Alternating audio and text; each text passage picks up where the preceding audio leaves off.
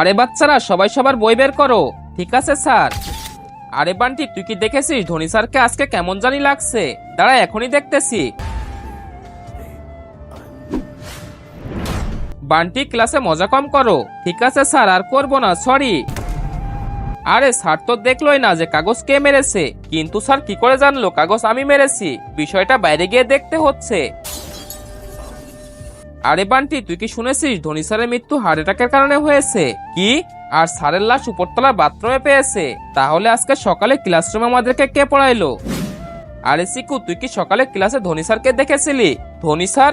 সকাল থেকে তো আমাদের ক্লাসে কোনো স্যারই আসেনি। আরে এই সিকু কি বলছিস তুই এসব?